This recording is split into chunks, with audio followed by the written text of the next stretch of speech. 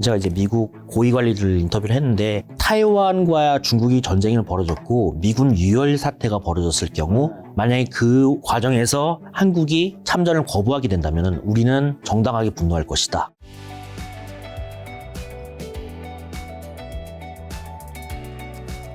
최근에 이제 유튜브에서 이제 전쟁과 안보 관련 영상들이 조회수가 굉장히 많이 나오고 있는데 그 이유가 아무래도 세계에서 곳곳에 전쟁이 터지기 때문인데 또 이 분야에 이제 기자님께서 굉장히 많은 이제 인사이트가 있으셔서 오늘 초대를 했는데 세계 곳곳에서 전쟁이 좀 일어나고 지정학적 리스크가 계속해서 부상하고 있잖아요. 네. 기자님 보셨을 때는 그 이유는 좀 뭐라 보시나요? 일단은 냉전 시대가 끝난 다음에 한동안 이제 초극 사회라 해서 미국이 한때 세계 경찰 국가로서의 역할을 다했던 시대가 있었어요. 근데 다만 이제 아프가니스탄 전쟁 그리고 이라크 전쟁을 거치면서 한 20년 정도 사회를 겪으면서 이제 미국이 더 이상 세계 경찰 국가를 짊어지기에는 부담스러운 시기가 온 거죠. 그 와중에 이제 한때 적성국이라고 간주하지 않았던 그리고 냉전 시대가 끝나서 완전한 승리라고 생각했던 이제 러시아와 중국이 그 엄청난 속도로 이제 미국의 거대 패권 경쟁이라고 하는데 경쟁하는 시대가 오면서 이 다극화 사회가 되면서 이제 점점 더 지정학적 리스크가 올라간 거고요. 또 한편으로는 이제 기술이 발달했다 보니까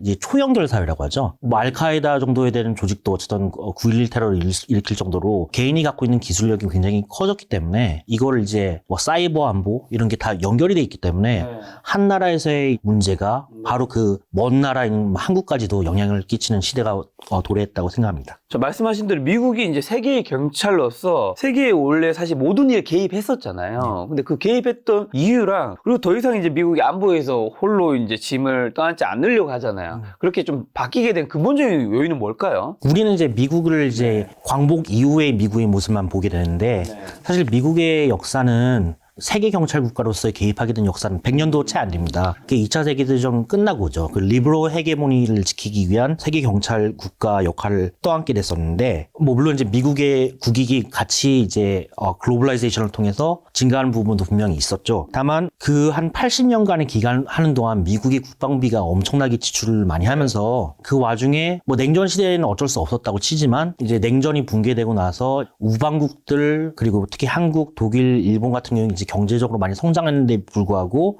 미국이 혼자 세계 경찰 국가를 떠안는 것에 대해서 미국의 전통적인 보수주의자들이나 과거 미국에 대해서 이제 멀로주의라고 하죠. 그러니까 미국이 고립주의였을 때 더 행복하다고 느꼈던 사람들의 입장에서는 이게 부당하다 이렇게 느끼게 되는 계기가 된 것이죠. 안 그래도 도널드 트럼프가 우리는 세계를 위한 경찰이 아니다 이제 그런 코멘트도 하는데 지금 군사력, 국방비 얘기해 주셔서 그럼 미국이 어쨌든 군사력이 1위잖아요. 명시공이 방위사업비 어느 정도 쓰고 있는 거예요? 뭐 흔히들 뭐 인터넷에서는 뭐 천조국이라는 말이 나오는 것처럼 예, 거의 천조 가까이 매년 쓴다고 보면 됩니다. 다만 우리가 이제 유념해야 될 것이 스톡홀름 평화국제연구소에서 매년 발표하는 이제 수치가 있는데 이제 GDP 대비 군사비 지출이라는 것이 있습니다. 그 보면은 1위가 이제 미국이고 이제 2위가 중국, 순위가 있겠죠. 근데 2위 중국부터 해서 이제 11위까지 모든 나라들의 군사비를 다 합쳐도 미국의 상대가 되지 않거든요. 그만큼 엄청난 이제 군사비를 지출하고 있는 것이죠.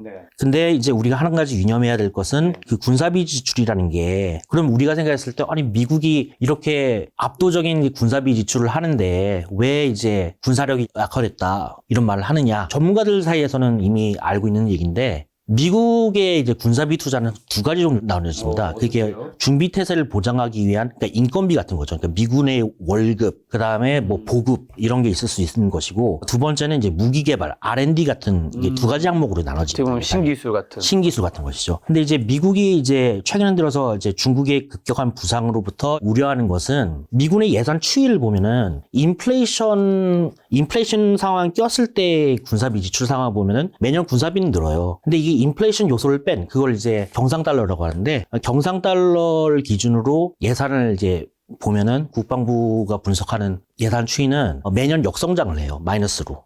그 얘기는 뭐냐면은 인건비나 그런 인플레이션이 깎아먹는다는 거죠. 실질적인 국방비 성장을. 미국은 우리가 알아야 되는 게 세계에서 가장 비싼 군대입니다. 모두 다 모병제로 하고 있잖아요. 네, 그렇죠. 그렇기 때문에 그런 인건비나 이런 데서 이제 그만큼 투자가 많이 되다 보니까 정작 이제 R&D 예산이나 이런 것이 이제 투자할 곳에 투자하지 못하게 되는 상황이 발생하는 것이죠. 이게 가장 이제 국방부가 이제 우려하는 부분입니다. 그러니까 지금 사실은 미국도 예전 냉전 시대의 기준인 5% 이상을 투자를 해야 되는데 미 의회에서는 결국은 그게 이제 다 미국의 세금에 들어가는 거잖아요. 그래서 3%대밖에 유지하지 못한다는 것에 과연 이제 이것을 가지고 중국뿐만 아니라 러시아 그리고 북한을 동시에 상대해야 하는 미래 역량을 우리가 갖출 수 있는 것인가. 그래서 심각하게 우려하고 있는 상황인 거죠. 지금 2위부터 11위가 국방비를 합쳐도 미국만큼 안 된다고 해주셨는데 세계적인 군사력 1위부터 10위까지는 어떤 국가들이 있는 거예요? 제가 정확히 수치를 제가 확인을 해봐야 되는데 그때 중국, 러시아, 그다음에 영국, 프랑스, 일본, 한국까지 포함이 돼 있죠. 미국이 이제 중국과 러시아, 이제 북한 등을 이제 견제해야 되는데 중국의 미국 추격에 대해서 얼마나 좀 위협을 느끼고 있는 건가요? 일단 이것이 이제 신냉전과 냉전의 차이를 크게 가르는 기준 중에 하나인데요. 냉전 때는 소련은 사실 그렇게 큰 경제력을 갖고 있지는 않았습니다. 그렇죠. 그렇기 때문에 자본주의 시스템에서는 충분히 결국은 미국의 이제 니오 클래시컬 같은 경우는 어떻게 분석하고 있냐면은 결국 우리가 군비 경쟁에서 소련에게 출혈을 강요하면서 자체 붕괴하게 만들었다. 자유민주주의 승리라고 얘기를 했잖아요. 근데 중국 같은 경우는 좀 다른 경우인 게 수정 자본주의이기 때문에 공산주의지만 자본주의를 도입한 나라이기 때문에 경제 부분에서도 미국을 위협한단 말입니다. 그렇기 때문에 단순히 이제 군사비 지출 경쟁만으로는 미국이 압도할 수도 없는 거고 심지어 중국조차도 이제 군사비 지출이 늘어나고 있는 상황이기 때문에 경제와 군사가 같이 늘어나는 상황에서는 이제 미국을 가장 추격할 수 있는 존재라고 이제 인식하게 되는 거죠. 중국이 실제로 미국의 뭐 그런 위협의 1순위, 2순위, 3순위 위협 국가들이 있다고. 이게 어떤 거예요? 이게 사실은 도널드 트럼프 대통령 때 나왔던 국방부 최고 지침 문서, 그 National Defense Strategy라고 국방 전략서에 기초한 것인데요. 무엇이냐면은 이제 20년간 미국이 이제 세계 테러와의 전쟁에서 벗어나면서 우리가 너무 무분별하게 쓸데없는데 돈을 지출하게 됐다. 그 와중에 많은 병사들이 죽고 그러니까 어떻게 보면은 우리의 이제 향후 미래 역량에 투자할 수 있는 시기를 놓친 시점에서 중국과 러시아는 이제 도광양을 하면서 엄청난 군비를 늘려서 우리를 쫓아오게 됐다. 그렇기 때문에 이제는 무분별하게 관여하는 시대를 떠나서 국가와의 경쟁을 강조해야 된다. 그 국가라는 것이 그렇기 때문에 그렇다고 모든 국가가 우선순위가 있는 것이 아니라 기회비용을 따져서 1순위 위협으로 중국, 러시아, 2순위 위협으로 북한, 이란, 그리고 3순위 위협으로 이제 테러로 나눴습니다. 그 순위에 따라 중요도에 따라 우리의 이제 자원을 분별해서 사용하겠다는 이런 논리가 작용하게 되는 거죠. 중국과 러시아, 북한은 뭐 다 이제 위협이 되긴 하지만 북한은 조금 거기서는 조금 아래 쪽에 있긴 하네요. 예, 그렇습니다. 미국의 입장에서는 어쨌든 패권 경제 관점에서 아직 북한은 지역 불안정 위협으로밖에 안 보고 있는 것이죠. 그게 어떻게 보면 한국과의 인식 차이인데 사실 이제 중국과 러시아 같은 경우는 이제 1순위 위협으로 보는 게 실질적으로 미국과의 경쟁을 했을 때 3차 세계대전급의 이제 전쟁이 일어날 가능성을 대비해서 그에 상응하게 이제 경쟁하겠다고 보는 것이고요. 북한과 같은 경우는 지역 위협이 되긴 하고 특히 한국과 일본에 대해서 위협이 되긴 하지만 아직은 충분히 억제가 가능하다고 보는 세법이 있습니다. 미국이 중국의 대외 의존도를 줄여야 한다고 결심을 한 이유는 뭐예요, 그냥? 가장 결정적으로는 코로나 사태 때 그게 이제 뭐 미국 행정부뿐만 아니라 의회에서도 격화된 것인데 코로나 때 사실 의료 장비들이 많이 부족하지 않았습니까? 뚜껑을 딱 까보니까 그 미국에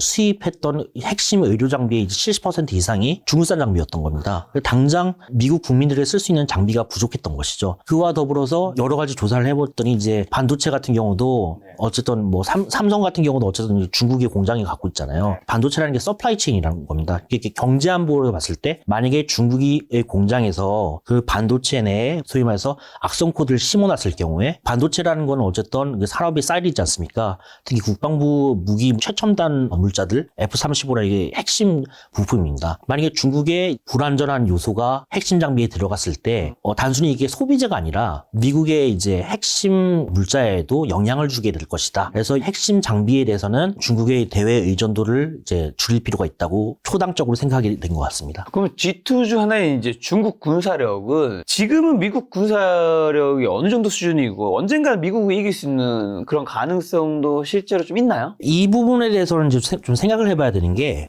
재밌는 것이 이제 중국이 1999년도에 그 중국의 이제 영관급 장교 2명이 쓴 책이 있습니다. 초한전이라고 영역을 뛰어넘는 한계를 뛰어넘는 전쟁이라는 뜻입니다. 이게 사실은 1999년도에 나왔지만 미국의 육사하고 공군상학의 필수 도서가 될 정도로 미국은 이제 중국군의 핵심 교리로 보고 있습니다. 그 얘기는 뭐냐면은 이 초한전이라는 것이 어떻게 하면 중국이 미국을 이길 것인가를 하는 교리를 이제 만든 거거든요. 근데 그 교리를 보면은 중국은 미국을 이기기 위해서는 단순히 재래식 전력뿐만 아니라 그 회색지대라는 건 이제 전면전을 유발하지 않는 이런 지대에서 사이버전, 그리고 뭐 마약전, 밀수전, 그리고 자원전, 이 모든 걸 영역을 조합해서 공격해야 된다는 논리를 세운 겁니다. 근데 1999년도에 나왔을 때 이 초안전은 전제가 하나 있었어요. 그건 뭐냐면은 우리가 재래식 전력에서는 미국에게 상대가 되지 않으니 다른 영역을 조합해서, 그러니까 사이버전이나 해갖고 미국을 흔들어야 된다는 게 강했거든요. 근데 최근에 들어서 병제가 이제 중국이 이제 급부상하면서 재래식 전력마저 이제 미국과 이제 경쟁하는 시점에 이른 겁니다. 계속 이런 추세로 가다 보면은 미국 입장에선 당장은 아니지만 언젠간 정말 우리를 이길 수도 있겠구나라는 이제 불안감이 이제 엄습하기 시작한 것이죠. 근데 이제 그런 미국과 중국이 이제 패권 전쟁에서 사실 한국은 뭐 그 사이에서 적절한 줄다리기 하면서 이제 적절한 대응을 하려고 하잖아요. 이런 모습을 미국은 좀 어떻게 생각하나요? 한국에서는 어쨌든 뭐 중국이든 미국이든 너무 확실하게 우리가 손을 잡으면 결국 우리한테 결코 좋지 않다 이렇게 생각하시면서 이제 적절하게 하고 싶지만 외교적으로 그게 쉽진 않지만 어쨌든 또 그런 모습을 저는 미국은 또 안 좋게 볼 것 같기도 하는 생각이 들긴 해요. 실질적으로 이제 제가 인터뷰했던 많은 이제 고위 관리들이 그냥 본심을 얘기했던 것이 미중 패권이 격화된 이 시점에서는 한국도 동맹이기 때문에 그 양다리를 거칠 수 있는 중간지대는 존재하지 않는다고 말씀을 많이 하세요. 그 얘기는 뭐냐면은 동맹인 한국이 중립을 선다면은 그것은 미국을 적대하는 것이나 마찬가지다.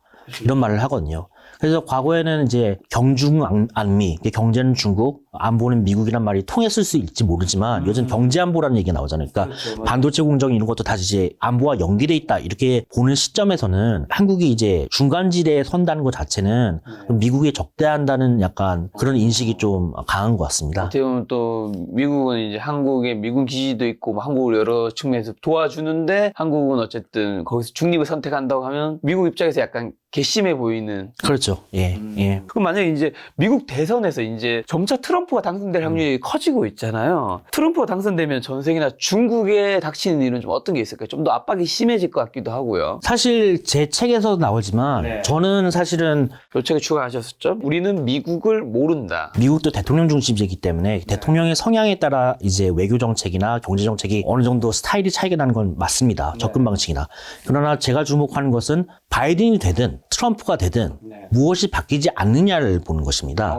그 얘기는 뭐냐면은 사실은 이 미중 패권 경쟁에 대한 걱정은 초당적이라는 거죠. 민주당이나 공화당이나. 그래서 어떻게 보면은 이제 burden sharing이라고 하는데 중국과의 경쟁에서 이제 결국은 이기기 위해서 동맹의 부담을 확대해야 된다는 그 공감대는 단순히 트럼프 때뿐만 아니라 지금 바이든은 오히려 더 그 범위가 확대돼서 트럼프 때는 뭐 방위비 분담금 그 눈에 보이는 수치로 나타났지만 바이든은 그것뿐만 아니라 이제 반도체 공정부터 해가지고 탈중국화, 그 이제 굉장히 그 범위가 훨씬 더 늘어났단 말입니다. 그렇기 때문에 사실 이 부분에 저도 오히려 주목할 필요가 있고요. 트럼프냐 바이든이냐가 아니라 다만 이제 트럼프 대통령은 어쨌든 좀 미국 역사상 굉장히 이례적인 이제 포퓰리스트 대통령이기 때문에 미국의 장기적인 이제 이익보다는 당장 자기 지지율을 이제 끌어들이는데 훨씬 더 이익이 되는 단기간 효과를 볼 수 있는 정책에 집중할 가능성이 큽니다. 그런 면에서 봤을 때는 이제 또다시 이제 방위비 분담금 협상이나 이런 것이 굉장히 큰 이슈가 될 수 있죠. 그래서 최근에 들어서 이제 윤석열 대통령도 그렇기 때문에 이제 방위비 협상을 이제 바이든 때 끝내려고 이제 노력을 많이 하는 부분이 보이는 게 한 예로 들 수 있습니다. 두 번째는 뭐냐면은 제가 최근에 이제 미국의 현직 고위 관리한테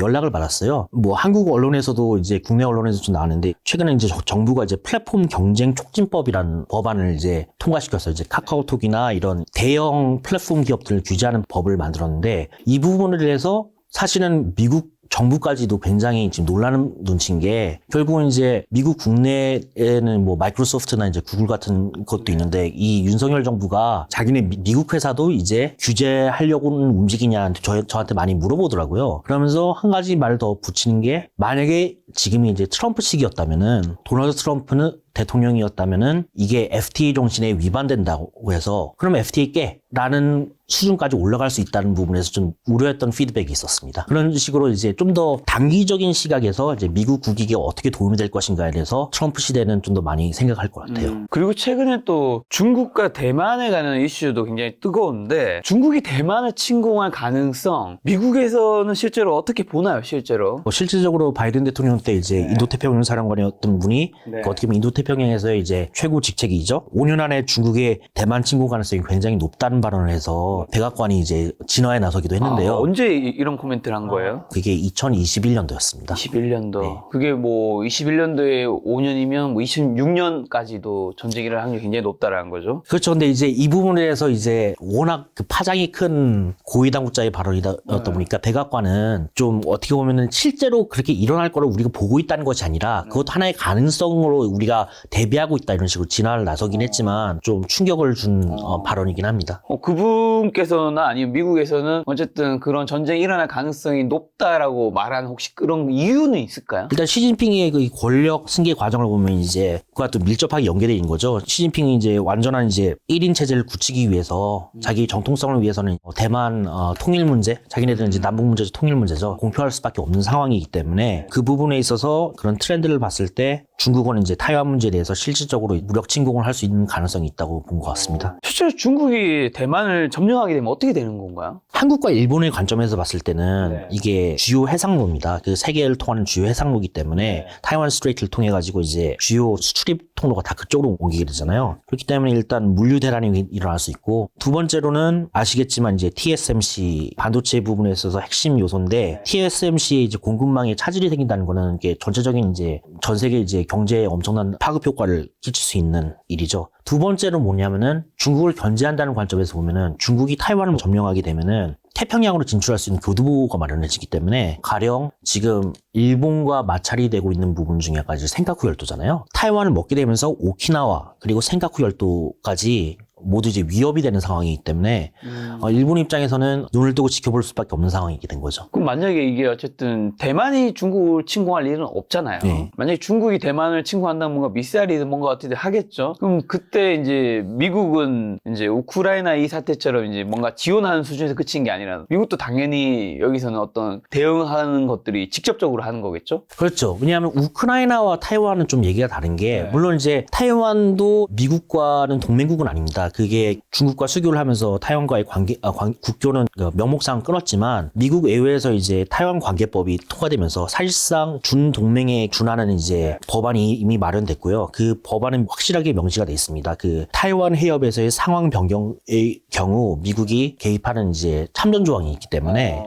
사실상 뭐 우리 한미동맹처럼 이제 쌍무적 관계는 아니지만 미국의 이제 보호 명분을 대는 이렇게 방어막이 있는 것이죠. 물론 이제 그 말은 이제 미국이 타이완의 독립을 지지하겠다는 건 아닙니다. 다만 독립을 지지한다는 건 또 아니에요. 그렇죠. 현상 변경. 그러니까 지금의 타이완과 중국과의 관계에서 만약에 중국이 일방적으로 무력 시위나 해서 타이완을 먹는 거는 우리는 윤호하지 않겠다. 방관할 수 없다. 네. 그리고 우리는 그런 상황에서 개입하겠다는 말은 우크라이나보다는 훨씬 더 강력한 이제 억제력으로 작용하는 것이죠. 그럼 실제 중국이 이제 대만을 침공하게 되거나 전쟁이랑 선택하게 되면 우리 한국도 무조건 참가해야 되는 건가? 어떻게 되는 거예요? 타이완 침공이 어떤 형태로 벌어지느냐에 따라 다를 것 같습니다. 한 가지 분명한 것은 제가 이제 미국 고위 관리들 인터뷰를 했는데 트럼프 시대 때 국방 전략을 수립했던 엘브리지 콜비라는 이제 국방부 부차관보가 있어요. 그분과 인터뷰했을 때 그분은 만약에 타이완과 중국이 전쟁을 벌어졌고 미군 유혈 사태가 벌어졌을 경우 만약에 그 과정에서 한국이 참전을 거부하게 된다면 우리는 정당하게 분노할 것이다. 그러면서 상상해 보십시오. 그런 상황에 있어 의회 관계자들이 그리고 미국 일반 시민들이 주한미군 26,000명을 거기다 둘 이유가 있느냐라고 정당하게 물을 것이라고. 아, 지금 26,000명 정도 있나요? 3만 명 가까이 있습니다. 28,000명. 꽤 많이 있네요. 네, 많이 그렇습니다. 예. 한국이 어쨌든 대만 문제에 참여 안 하는 게 현실적으로 정도는 거의 불가능한 거네요. 어쨌든 우리도 미국과의 그런 관계에서 지원받고 하는 것들도 있기 때문에. 제가 근데 이 부분에 대해서는 지금 많은 질문을 받았는데요. 전쟁이라는 형태가 여러 가지가 있는 것이고 단순히 이 타이완 전쟁이 일어났을 때 한국의 역할이 직접적인 파병도 있지만 미국이 원하는 것은 직간접 모두 다 원하는 겁니다. 가령 이제 한국 같은 경우는 타이완과의 거리상 봤을 때는 병력 투사의 발판이 된단 말이죠. 제일 가깝나요? 뭐 일본보다는 가깝진 않지만 그래도 일본 다음으로 가깝죠. 그리고 어쨌든 한국의 어쨌든 해군이나 이런 걸 이용해서 여기 TSMC 인력들 같은 경우 빼내는 게 가장 핵심 사안이라고 한다면은 그리고 이제 난민 구조 역할이나 그런 역할을 할 수 있는 거고 또 한편으로는 미국 입장에서는 어쨌든 한국이 그 중국을 겨냥한 무장을 하고 있는 것이 억제 효과를 발휘하는 부분도 분명히 있는 거예요. 그래서 과연 최근에 문재인 정부 때 바이든 행정부가 이제 미사일 사거리 지침을 해제했잖아요. 그 부분은 이제 중국 본토를 겨냥하라는 의미가 굉장히 큰 것인데 어쨌든 이제 남한의 한국군의 존재라는 것은 타이완 전쟁 시 무시할 수 없는 억제력을 제공한다면서 직간접적으로 어쨌든 많은 기대를 할 것 같습니다. 그럼 대만 또는 남중국해에서 중국과 무력 충돌이 실제 발생한 경우 주한미군이 이제 거기도 당연히 투입될 거잖아요. 그러면 한반도의 안보 공백이 생길 수도 있겠네요. 어떻게 보면 북한이 이 틈을 뭔가 더 노릴 수도 있을 거고요, 당연히. 그렇습니다. 그래서 아까 얘기했던 이제 미국의 국방 전략서의 논리를 되게 유심히 봐야 된다는 게 결국 미국이 동맹들에게 원하는 것은 우리는 이제 더 이상 세계 경찰로서 개입할 수 있는 자원은 무한하지 않아. 그렇기 때문에 1순위 위협에 전적으로 대비해야 돼. 그렇다고 해서 그럼 그 빈틈을 누가 메워줘야 되냐? 독일일 수 있고 프랑스, 영국 등 이제 전통적인 동맹국이 메워줘야 된다는 취지가 강하거든요. 그 얘기는 뭐냐면은 한반도 유사시에도 보면은 전작권 전환과도 굉장히 연결이 있었어요. 은근히 미국의 국방부는 한국의 이제 많은 이제 보수나 이제 진보 사람들이 생각하는 것과 다르게 한국의 전시 작전권 이양을 은근히 바라고 있습니다. 그 이유는 뭐냐면은 한국이 북한 문제에 대해서는 2순위 위협이잖아요. 전적으로 우리가 그렇다고 너희들 버린다는 건 아니지만 북한의 핵 문제에 대해서는 우리가 핵우산을 제공해 주겠지만 북한과의 교전에 있어서는 한국이 전적인 책임을 맡아라. 우리는 이제 중국에 좀 더 포커스를 맞출 것이야. 그리고 그 와중에서의 이제 주한미군이 필요하다면은 기타 아시안의 이제 분쟁 지역에도 개입할 수 있는 명분이 되는 것이죠. 그러면 이제 주한미군이 어쨌든 우리나라에 뭐 2, 3만 명 정도 있는데 이건 한국 방어만을 위해 존재하는 군대가 아닌 거겠네요. 그건 당연히 있겠지만 딴 것도 뭐 중국이라든가 다른 그런 것도 있겠네요. 그 부분이 이제 좀 재밌는 트렌드인 게 이제 전임 한미연합사령관 로버트 에이브런스 사령관이 사실 역대 사령관과는 좀 다른 이제 이야기를 처음에 했었는데 한국 대중들은 한 가지 명심해야 된다. 자기는 세 가지 모자를 쓰고 있다고 얘기해요. 그 세 가지 모자라는 게 한미연합사령관, 그 유엔군 사령관,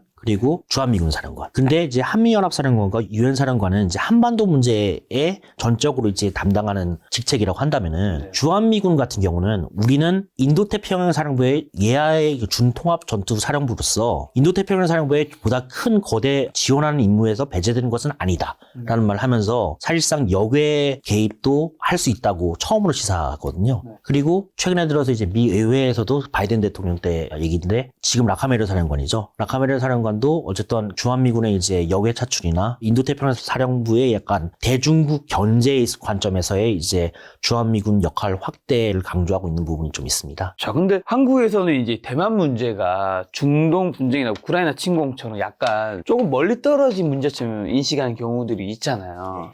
기자님 보실 때 왜 그런 일이 생긴다고 보세요? 근데 가장 큰 문제는 저는 지금까지 우리나라의 뭐 학계나 그다음에 정책 그리고 그 언론들이 한반도 천동설에 좀 매몰되어 있었던 경향이 좀 있었던 것 한반도 같습니다. 천동설이 뭐예요? 한반도 천동설이라는 것은 이제 제가 말하는 말은 아니고 이미 제가 이제 취재 기자였을 때 한국 외교부에 있는 많은 외교관들이 자조적으로 이제 얘기했던 내용을 제가 이제 이 책에 인용한 건데 결국 이제 한국을 중심으로 이제 세계가 돌아간다고 보는 관점이에요. 결국은 세계의 질서라는 게 어쨌든 각과 을이 분명한 부분에 있어서 있죠. 세계가 무엇을 원할 것인가를 먼저 생각하는 것이 아니다. 어떻게 보면 우리 위주로 생각하기 때문에 전략을 짜는 데 있어서 이제 어떻게 보면 좀 더 그 대국적인 관점에서 전략을 짜는 데 있어서 한계가 있다고 보는 것이죠. 가령 우리나라 같은 경우는 대북 문제에 있어서 국제 문제에 호소하지만 그 대북 문제를 대가로서 우리가 그럼 세계에 기여할 수 있는 부분, 그 트레이드오프잖아요. 그 부분에 있어서는 별로 그렇게 정책적으로 이제 고려하는 부분은 좀 많이 없다라고 보는 부분이 있는 것이고요. 이거는 우리나라 정부 내부에 있는 실무 관계자뿐만 아니라 존 햄리 CSIS 그 미국에 이제 되게 유명한 싱크탱크가 있는데 전략국제문제연구소라고 CSIS의 이제 소장인 존 햄리 소장이라고 있어요. 그분도 이제 바이든 대통령 이제 출범 시기 때 이제 한국과 관련해서 얘기를 하면서 한국의 취약성은 협소한 상상력에서 비롯된 것이라고 얘기하면서 그 한반도 내 지역적인 문제에만 국한된다고 한다면은 한국의 취약성 점점 더 증대될 것이다 라는 부분을 많이 하거든요. 그래서 지금까지 우리나라의 정책이나 어느 언론은 이 북한이나 한반도 문제에 대해서만 너무 신경 쓰다 보니 타이완 문제가 어떻게 이게 우리나라와 연계되는지에 대해서 좀 소홀해하는 부분이 있고 또 의도적으로 그거를 이제 관심을 안 두려고 하는 부분도 있죠. 왜냐하면은 결국 타이완 문제에 대해서 우리가 이제 그만큼 관심을 갖게 되면은 결국은 복잡해지니까 상황이 결국 이제 중국도 의식할 수밖에 없는 부분이 있는 것이고 그렇기 때문에 그런 부분에 있어서 이제 대국적인 관점에서 이 전략이 좀 많이 없었던 것이 아닌가라는 생각이 좀 듭니다.